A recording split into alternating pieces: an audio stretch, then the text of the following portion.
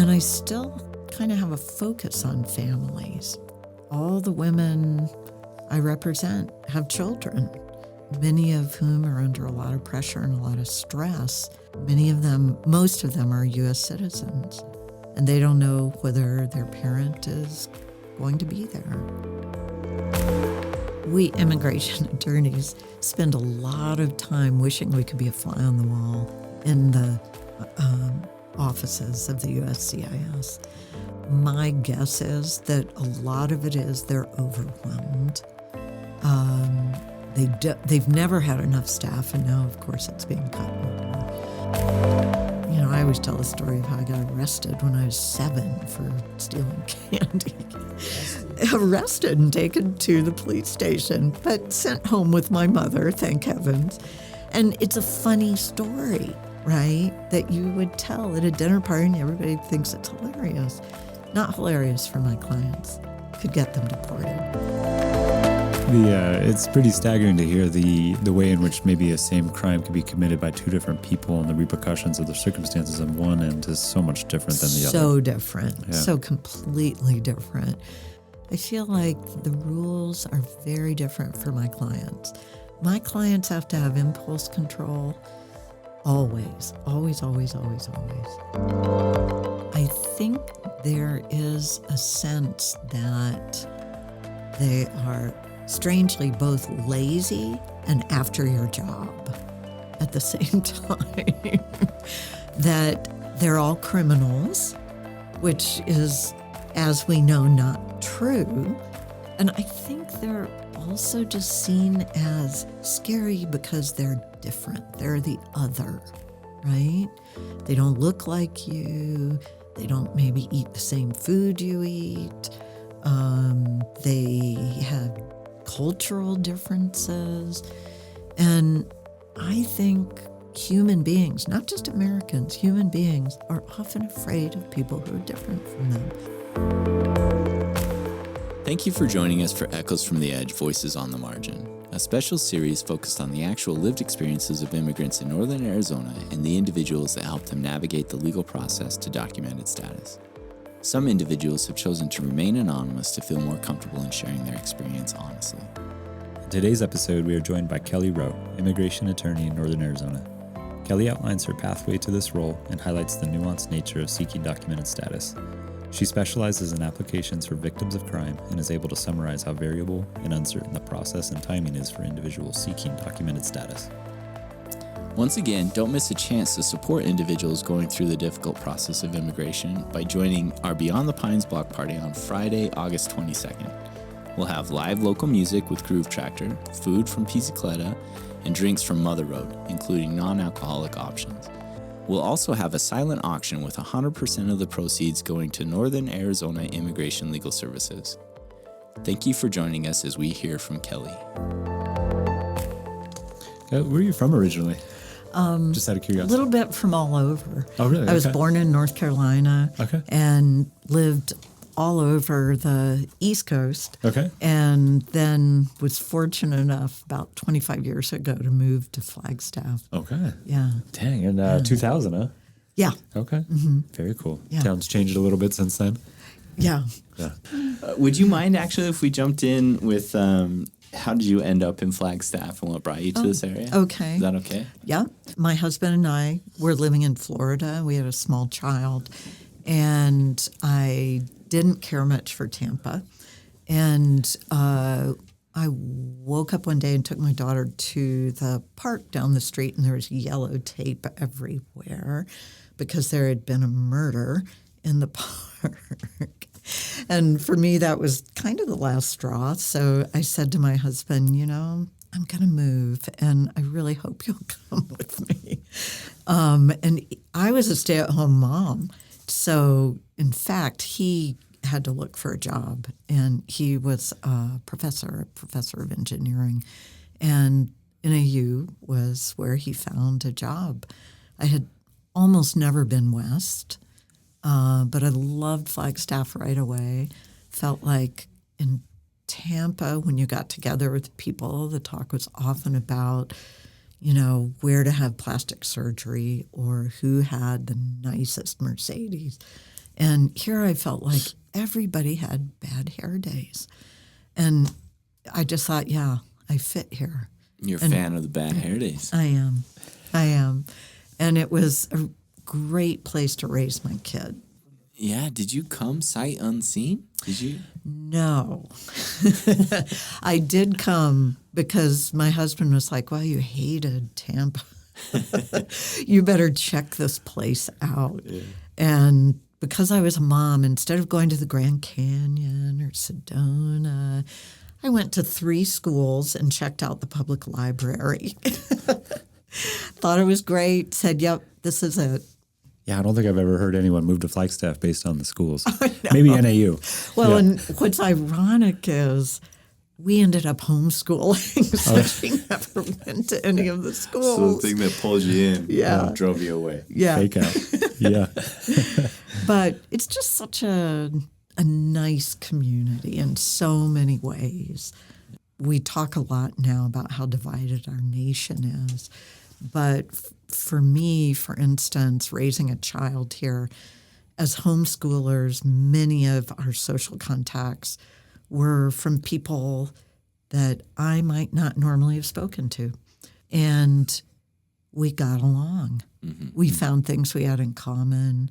They were kind to me and accepting of us, the only homeschoolers who taught evolution. Mm-hmm. And for me, that said a lot, actually, about the positive aspects of our community. So I love it here. I hope to be here maybe the rest of my life. Very cool. Bad hair days, and then a little understanding and acceptance from people who hold different views. Yes. Yes. What was it like, I guess, building maybe your business? I don't know if that's the right word, kind of getting into your profession here in Flagstaff. Yes. Business is probably too big a word. Yeah, I'm with you. I didn't practice for many years because homeschooling was a job. But before I was a mother, I was a corporate litigator, which is a very different practice than I have now. So once my daughter kind of fledged, I wanted to do something that was helpful to other people. And, the skill that I have was my legal background. I didn't know anything about immigration law, but it was at the time of the first Trump administration. And I thought, you know what? I can learn this. It's not rocket science, and it isn't. At first, I thought I would work with kids. There were a lot of kids at that time coming across the border, many of them coming up on the top of boxcars from South and Central America. But I found that many of those children didn't end up in Flagstaff. And I began working with an organization that at the time, I think it was called Keep Flagstaff Together. Now it's called Northern Arizona Immigration Legal Services. And I had a number of cases that had been referred to me, and I didn't really know what I was doing. So there was a marvelous attorney at Keep Flagstaff Together. He worked for them as director for about 5 years and for free. He just worked for free, full-time and more than full-time. And he became a mentor to me. And through him, when I did something, I could show it to him and say, what do you think? You think I'm on the right track here? Have I done this properly and thoroughly? He was wonderful. So that's kind of how it evolved. I found that the cases people were referring to me were primarily those of women who had been physically abused by their U.S. citizen husbands, sometimes by an undocumented husband. And there are special paths for those women to become documented, to get their green cards, essentially, and then eventually become citizens. So just kind of over time, I think people heard that was what I did and that I'd been had good luck with my outcomes. So that's usually the cases that are referred to me. Yeah, incredible. Corporate litigation, did I hear you right? And then homeschooling, and then you got into immigration law? I have had a few different paths. Yeah. Oh, certainly. And did I hear you right that during the first Trump administration was sort of the thing that compelled you to want to get into immigration law? Yes. And it sounds like the separation of families, but that a lot of those cases ended up not being what you would get to. But. Exactly. That was what initially motivated me. As a mother and as a mother who spent a lot of time with her kid, I like children, and it really concerned me. I could imagine my own child. What if she were having to sit on top of a boxcar and come, across a border alone? And I thought, how dreadful things have to be where you live to compel you to send your child away like that. And so that was what compelled me first to become involved. And I still kind of have a focus on families. All the women I represent have children, many of whom are under a lot of pressure and a lot of stress. Most of them are U.S. citizens, and they don't know whether their parent is going to be there. And so, talking about the work that you do right now, what does that look like? Do you treat that like a part-time job, a full-time job, and is all of it pro bono? What does it look like logistically? Okay. It is all pro bono.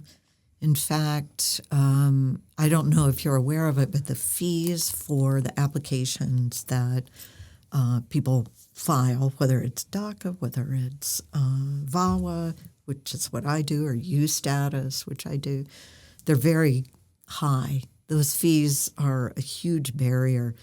So most of the time, I either pay the fees or I reach out to contacts in the community to help pay the fees, because my clients, they don't have that kind of money.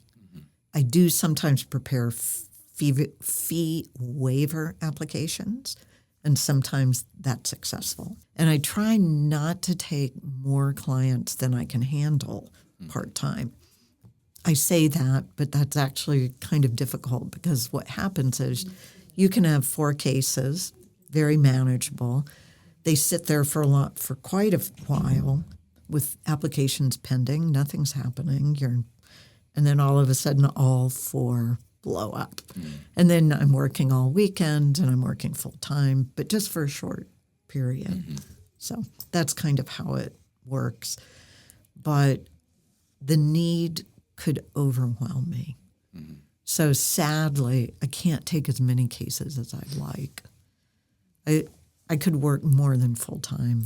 Yeah, because the demand is so high, is what you're saying. The demand is very high. Getting in touch with people that have such a desperate need can be really touching or difficult to turn away. Yes, very much so. So what are the applications you focus on, and can you tell us a little bit about what they entail and how you ended up with that as a focus, which you alluded to a moment ago? I would say that both of the kinds of applications I file are for battered women.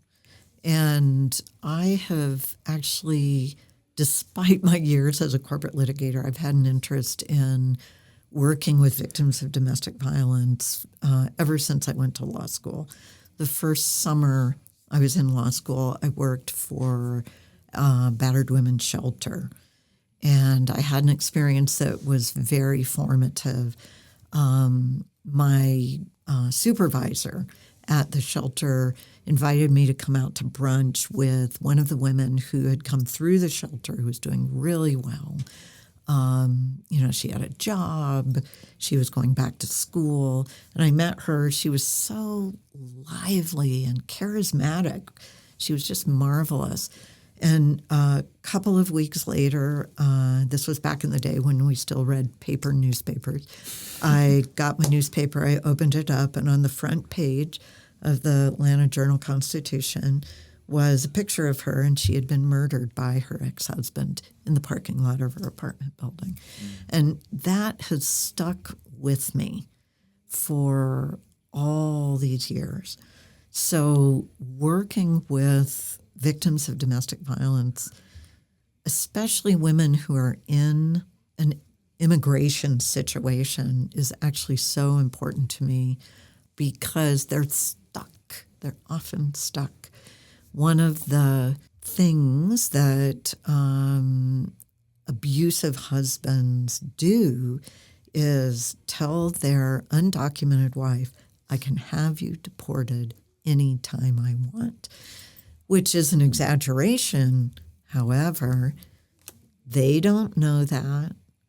And he'll tell her, I'll have you deported and you will never see the children again.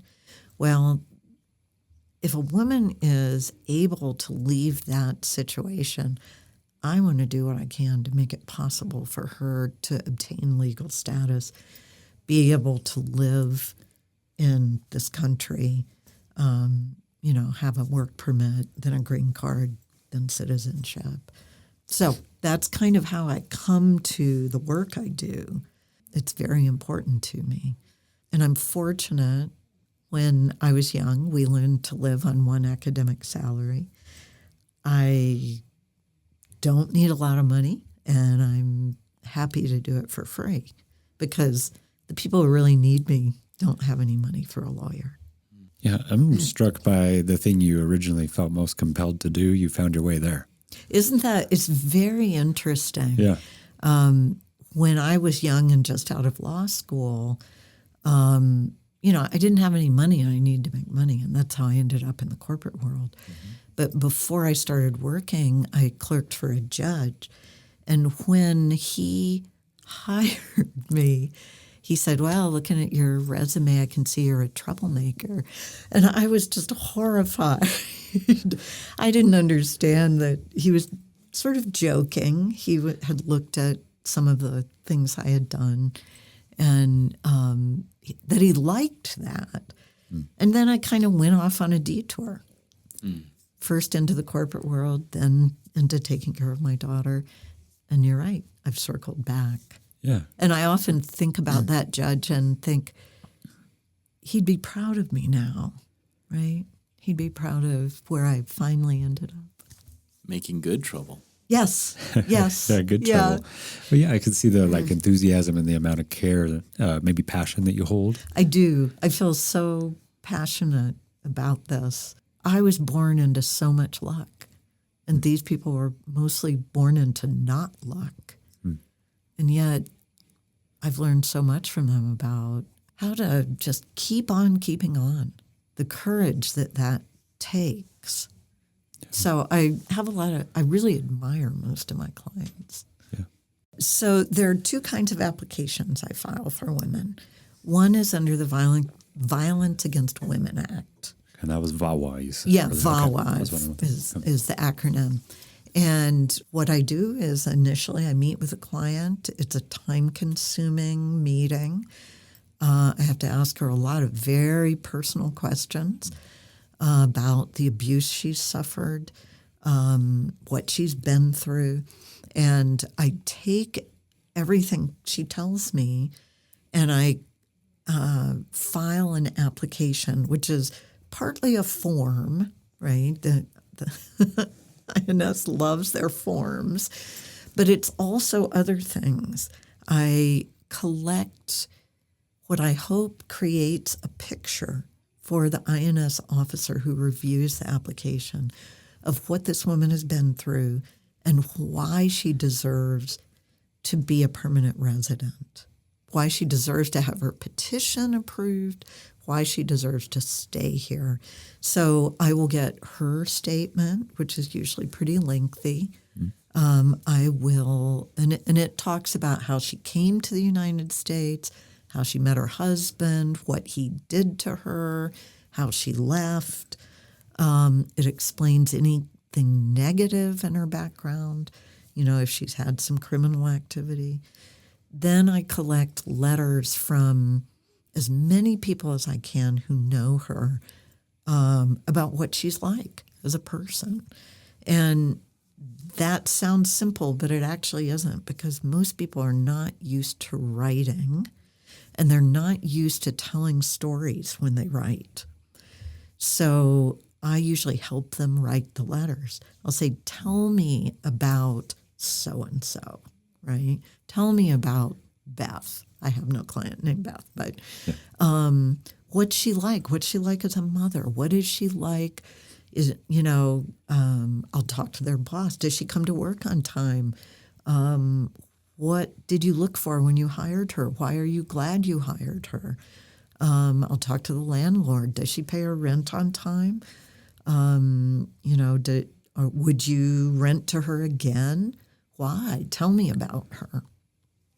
And I try to draw a picture of this human being. I try to make her human as much as possible. So that's kind of the initial step. And the other application I file is a U visa, a U status, but a U visa. And it's very similar. The difference is people applying under VAWA have to be married to their abuser. And the abuser can either be a citizen or a permanent resident. A U status victim can have been abused by anyone. U status was a statute that was developed to encourage people to come out of the shadows. In other words, to help law enforcement when a crime has been committed, because they understood that if you're undocumented, you're not likely to come forward when there's been any kind of crime. So it is specifically for victims of crime. And the abuser, it doesn't have to be a domestic abuse, but in my case it always is. The abuser can be anyone. But the cases, I approach them very similarly. So the application goes in and it sits forever. I file in, together with that initial application, I file an application for a work permit. And generally it's approved. But it can take a year and a half, now even 2 years. Yeah. Is that due to the backlog? And is that Yes. both for the work permit and for the application, or for? No, the application takes far longer. Okay, yeah, thank you. The most important thing, though, is the work permit. If you can work legally, then you can get your driver's license. You can't get a driver's license if you don't have your work permit, right? So the most exciting moment for most of my clients is when I call them and I say, I got your work permit. Come by and get it. Mm-hmm. If you're lucky, it comes in 6 months. If you're not lucky, it comes in 2 years. In the meantime, you're cleaning hotel rooms and, washing dishes at a restaurant or cleaning houses. After that, you can get a good job. You can get a job at Gore, right? Yeah. Right. So, and then you mentioned the first application would sit forever. What is the general time frame? Let's see. Okay, I had one client. We filed her application in 2018. In 2020, this was a U status. In 2020, her U status was approved. After your U status is approved, you get your work permit. You have to wait 3 years before you can apply for your green card. So we're 5 years in. Right. Then I file an application for green card.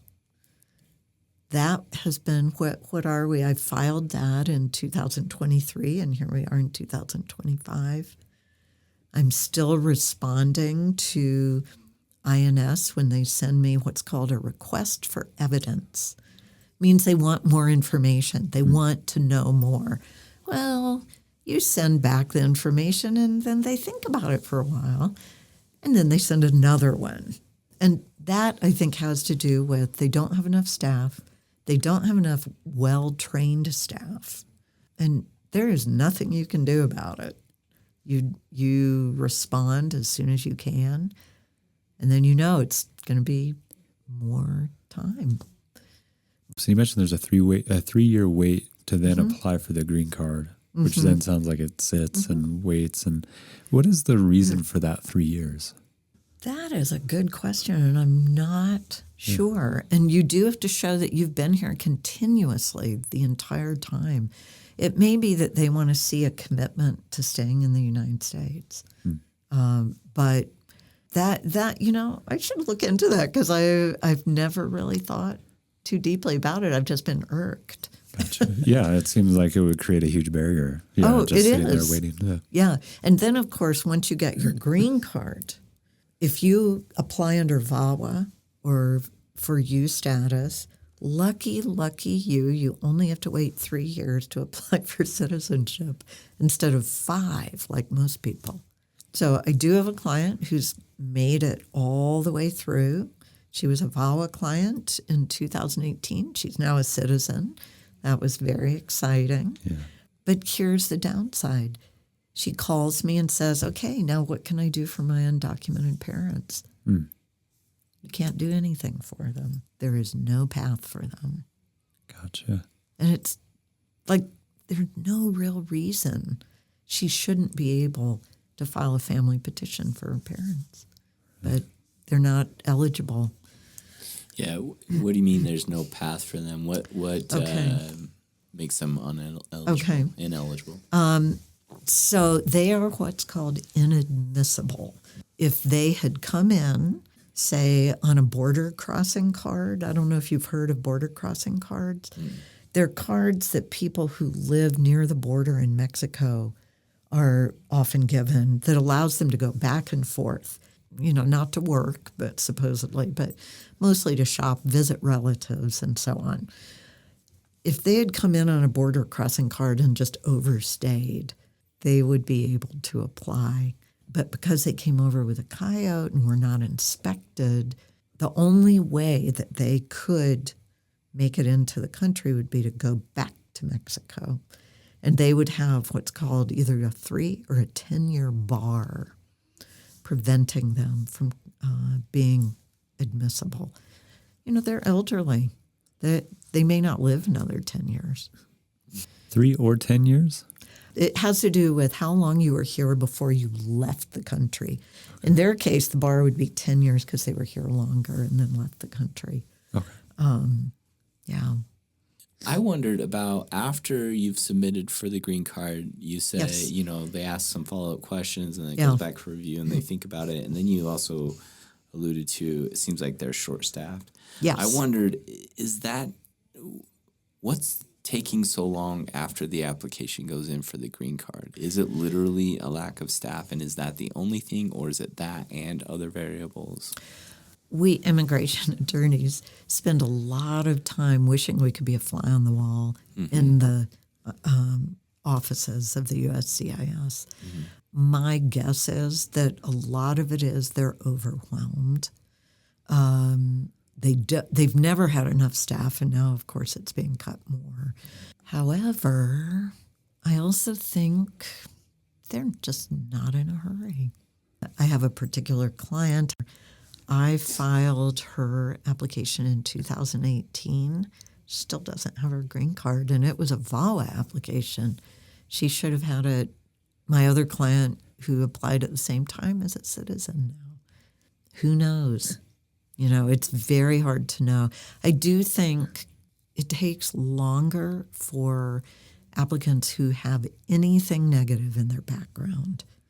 If you've had a run-in with the law, even a minor one, I think what happens is that someone opens the application, opens the file, looks at it, goes, oh, geez, closes it, puts it on the shelf because they have to document that this person is eligible under the laws and regulations of the United States to become a permanent resident. And they don't want to make a mistake because then it comes back to bite them in the butt.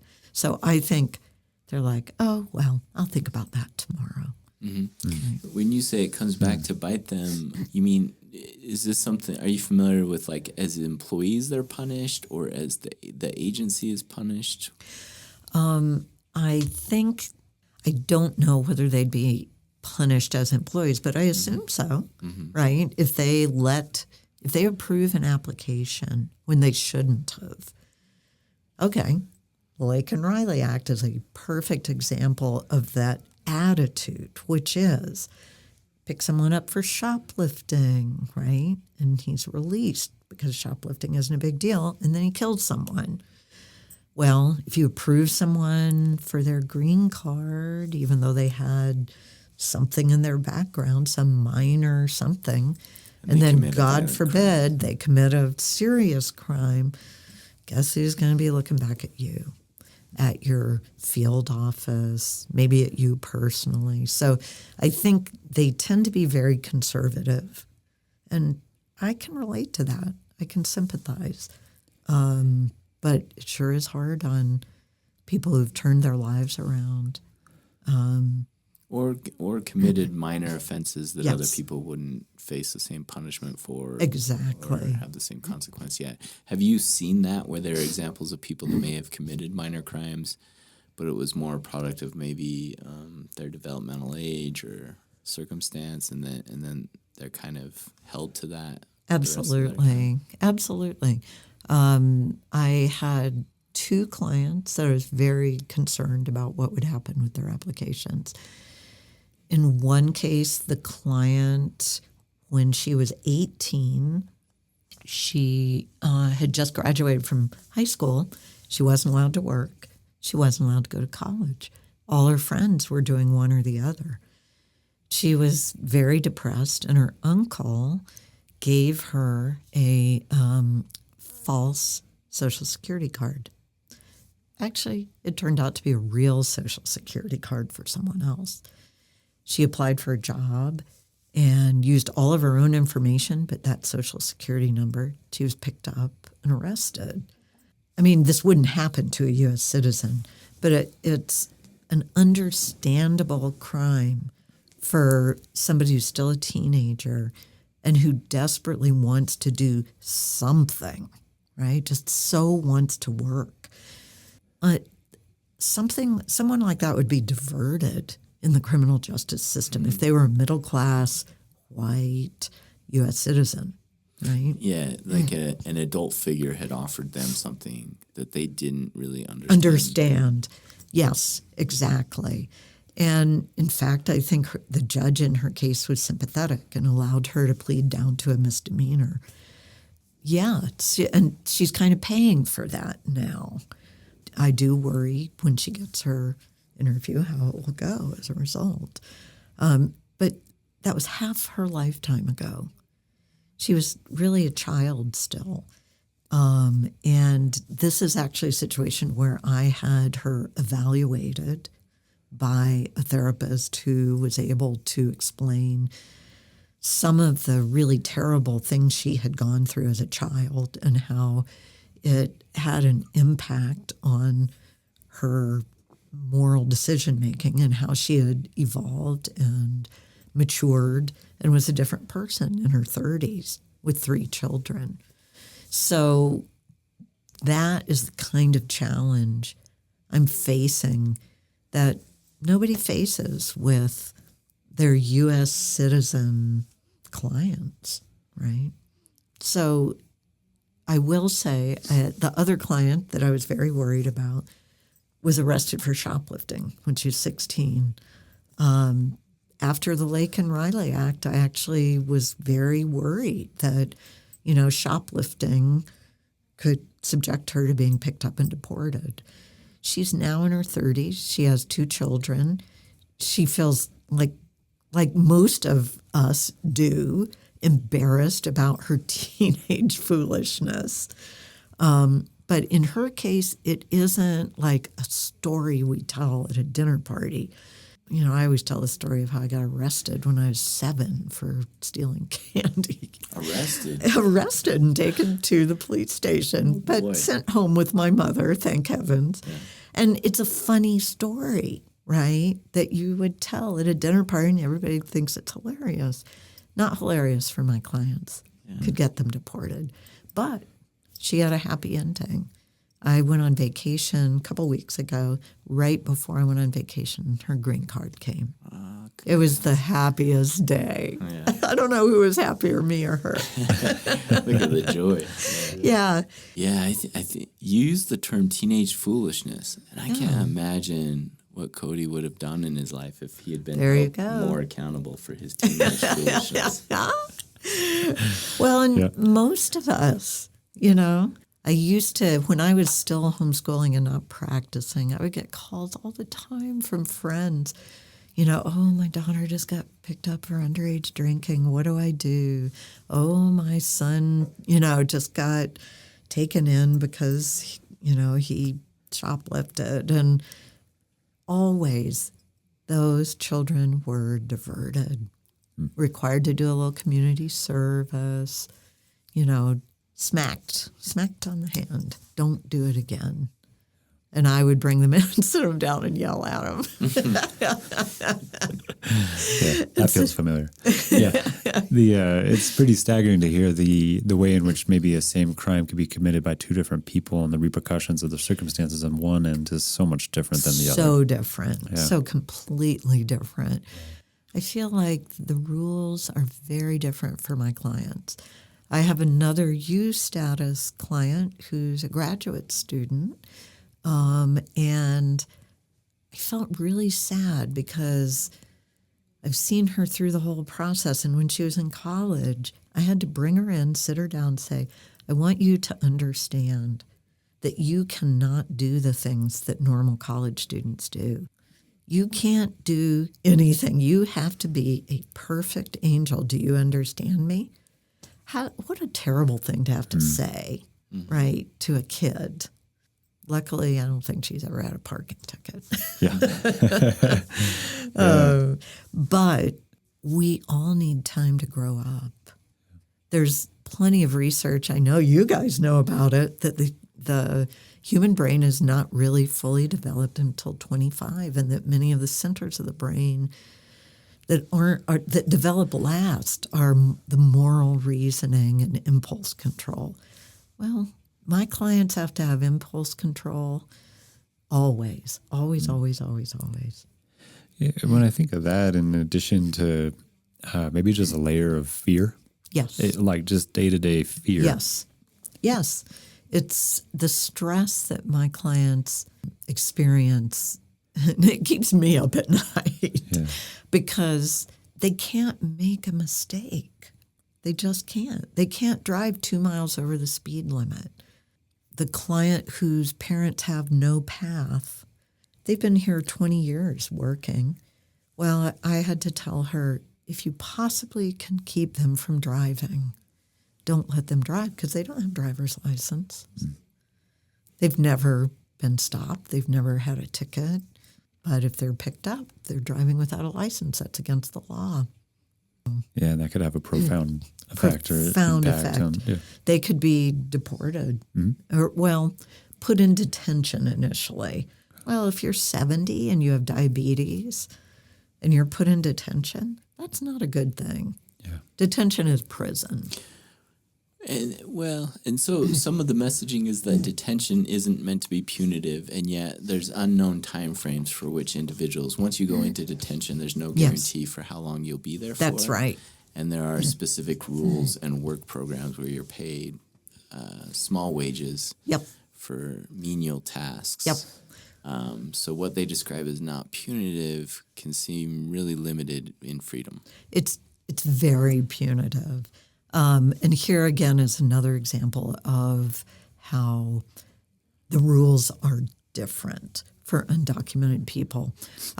One of the few cases I handled that was for a man, I had a client who he made a mistake. He was out with his buddies.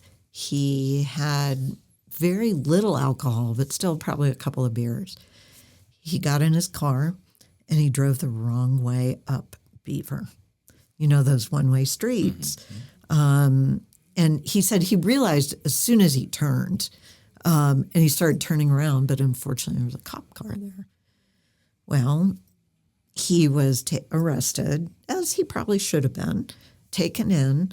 He paid a large fine, even though he had never, ever had any trouble with the law before. He paid a large fine. And then instead of being sent home to his family or even referred for alcohol counseling or something, he was put in detention. No American citizen would have experienced that. He was in detention for 9 months.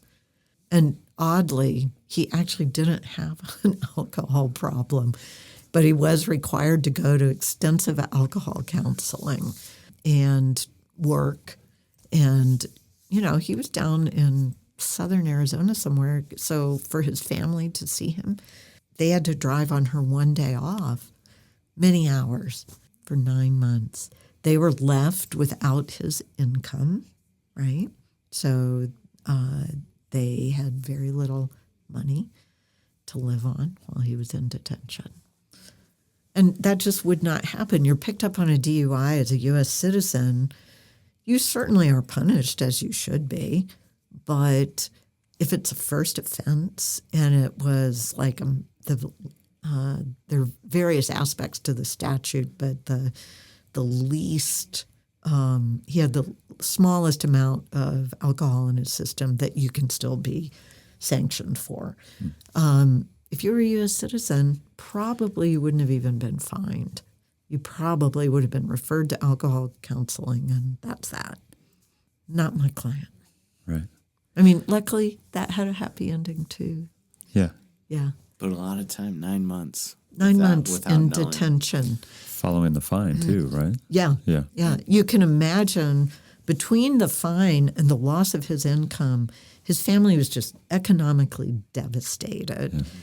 And imagine what it does to your marriage, right? Right. Yeah. Well, the marriage and what Cody's alluding to in the question, too, is just the daily stress. So we know that Yes. People that experience persistent levels of fear or even where it drifts into literal trauma, like Yes. the clinical use of the word, not the colloquial broad use of the term. Yeah. That has drastic effects on your biological health. No on question. your physiology and future relationships. Yeah. There's no question. And what I see a lot of is the effect on the children. It's just devastating. Like, for instance, that particular client, he had a little boy who was kind of fearful child and was used to coming to him in the night to just be with his father and feel safe. Well, suddenly that father's not there. That father's gone. I also see it with another client whose teenage daughter was a baby when we first filed for her. And that child is acting out in school, not wanting to do her schoolwork and hanging out with, what her mom thinks is the wrong crowd. And I know good and well it's because she, somewhere in the back of her brain all the time is my mom going to be deported? Am I not going to have a mom? And what will happen to me? And of course, what will happen to her is she'll be in foster care. Yeah, there's a couple of situations you're speaking to. One earlier of riding on a boxcar. Yeah. And I just think of like viewing the world through a child's eyes and being on a boxcar and what that'd be like. And the next one you're saying of just this question of like a general day-to-day fear relevant. Is my mom going to be deported? Yeah. And that would have profound effects again. On how And that person feels. all those children, they're thinking about it. Children don't always talk about the things that are bothering them. But I know they're worried. So it kind of drives me a little crazy. But that's why I do what I do, because when people get their green cards, I say, look, there's just one thing I want. I want a picture of you with a smile on your face. And you know what? No one has trouble giving me that. Yeah. But I also, the man I was telling you about, I actually have a video they sent me of the child going to the mailbox and taking out the envelope and the mother opening it, and it was the father's green card. And it's such a wonderful moment because finally they can be safe. They can feel safe. Yeah. They don't have to wonder when they go to Target if they're going to be picked up in the parking lot. Right. Just a huge relief, huh? Yeah. And I even see it now, like you light up when you talk about those moments. Yeah. That's my compensation. And it's great. Yeah. Yeah. How often do you experience that? Well, because it takes so long, it's not like I've had a bazillion clients. Right. But a couple times a year. Okay. Yeah. It's nice. Yeah. The best thing, of course, was going with my client to her citizenship ceremony. That was unbelievable. That was really wonderful. Yeah. Because truly, she can't be deported. Yeah. Yeah. There's relief and safety in that. Yeah. And joy. Right. Yeah. Joy. I think they had people from 36 different countries in that ceremony. Oh, cool. Yeah. Oh, that'd be powerful. Yeah. It really was. And, as much as I am disturbed by the actions of our administration toward immigrants, it's still a pretty big dream for many, many people to be a citizen of this country. Mm-hmm. You're kind of touching on the margins of a question that's been in my mind. You started out by talking about your connection to the community, how you connected with this area after moving here. And I wonder, with the work that you do and being an involved person in this area with your friendships, your networking, and community that you're engaged with, I wonder, what are the biggest misconceptions that people have of individuals seeking documented status? I think, and I cannot figure out why this is, I think there is a sense that they are strangely both lazy and after your job at the same time. That they're all criminals, which is, as we know, not true. And I think they're also just seen as scary because they're different. They're the other, right? They don't look like you. They don't maybe eat the same food you eat. They have cultural differences. And I think human beings, not just Americans, human beings are often afraid of people who are different from them. And so the misconceptions that come along with that is that, well, this person is threatening my job. They may break into my house. It's so untrue. But getting to know people, I think, is the only way that you come to understand that they're human beings like you are. And how often do we step outside of our narrow community? I notice that people are most sympathetic to undocumented people when they have, a woman who cleans their house because they actually get to know her and they suddenly see her as a person. That was kind of a long-winded answer to your question. I'm sorry. No, what you're saying there is when people let go of the idea they have of something and actually just experience each other, you think that's where common ground comes. Yes, I really do. You can see that when people work together, that they often then get to know each other, and then the fear of someone different isn't so great. There was a point at which earlier you also mentioned having learned so much from the people you work with, so those that you're helping with these applications. Yes. I wonder, could you describe some of the things that you've learned from them? So what have you picked up? I would say one of the most important lessons I feel I've learned is that you have to be resilient. I think I mentioned that I was born into luck. I've always had enough money, not wealthy, but never poor, always had enough to eat. And what I see is people who have almost nothing, who don't give up. And I've learned from them that when things are hard in my own life, just get up the next day and make that coffee and get back to work or get on with dealing with whatever is hard in your life. Because I've seen people deal with situations, I can't even imagine how they're doing it. I'll be honest with you, I get to where when I hear the word trauma used kind of colloquially, especially by middle-class people who really have things pretty nice, it drives me a little crazy because I see people with real trauma. And what I've learned from them is that you still have to find happiness. You still have to have a positive approach to life, because if you don't, you're going to drown. So I feel like they've taught me, my clients have taught me to be stronger.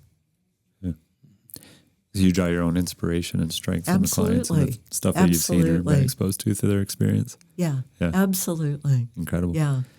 Make that coffee, I heard you say. Yeah, you just get up and you make that coffee. Yeah, just get at it, you're saying. Yeah. It is incredible to hear your story. And I think of you were saying just maybe a couple times a year you get to experience that. Not very often. Not very often. A reward for a long, arduous process, it sounds like. Yes. And it is wonderful when it works, you know, when the system finally works. Yeah. Yeah. So we've really focused on this specific context of immigration and individuals that exist on this arbitrary boundary that we've created. I wonder if just in a couple of sentences you'd be willing to summarize for the people in this area in Flagstaff, in our community, what advice would you give to promote connection in this context of immigration? I would say to reach out to someone you think you don't like, someone whose views you consider repugnant. Reach out to them and see if you can maybe have a cup of coffee or have lunch. And if they're open to it, ask them why they see things the way they do. And then actually try to listen. And instead of immediately judging them for their views. I've learned a lot by doing that, too. I don't know that it's changed my views, but it's changed my view of the person. You know, I'm not so willing to dismiss people who are different from me anymore. Right. And largely your experience of the person. Right. Yeah. Yeah. Yeah. You know, you can also get involved in an activity that you enjoy, but is mostly maybe enjoyed by people really different from you. I had a friend recently say, you know, I stopped playing pickup hockey because, you know, all the other guys are so MAGA. And I'm like, keep playing hockey. Maybe get to know them. Yeah, maybe you hate what they say. Maybe you don't hate everything they say. Right. Invite them to go have a beer after. You know? Just spend time, huh? Yeah, spending time. Yeah. Sounds like Dan and I are going to get into bull hunting. Oh, my. Bull That sounds interesting. Just had an idea for a video. Can you imagine the two of us hunting? Oh, that'd be the least capable. All the camo. There you go. Yeah. Let's go. That'd be good for us. Oh, boy. Oh, dear. I'm nervous. Yeah. Maybe you have to find something that you actually enjoy. Yeah. Kelly's looking across and thinking, bad idea. Bad idea. Yeah, Took not my good advice and came up with Yeah. the one bad. Yeah. We sat with an attorney. Her advice for us was to not go this route. Yeah. Probably not. Well, we're so grateful for the time that you've been willing to spend with us this morning to share your knowledge in this area. We really appreciate it, Kelly. Thank you. I'm glad you're doing this podcast. I'm going to be really interested to hear, you know, the other interviews. It'll be really interesting. Oh, certainly. Well, thank you. Yeah. Well, you're so welcome. Thank you for joining us to hear from Kelly as she outlined the pathway to becoming an immigration attorney and what she has seen in helping a range of individuals maneuver through the immigration process towards documented status. Kelly's passion was evident in sitting with her, and it was striking to hear the stories and experiences she's had in the role of immigration attorney. Once again, one way you can support Kelly's efforts and individuals going through the difficult process of seeking documented status is by joining us for our Beyond the Pines block party on Friday, August 22nd. We'll have live local music with Groove Tractor, food from Pizzicoletta, and drinks from Mother Road, including non-alcoholic options. We'll also have a silent auction with 100% of the proceeds going to Northern Arizona Immigration Legal Services. Tune in next week for the final episode from Echoes from the Edge, Voices on the Margin, as we conclude the series with commentary from local artist-activist Chip Thomas and an overall summary for the psychological implications of immigrant-related issues.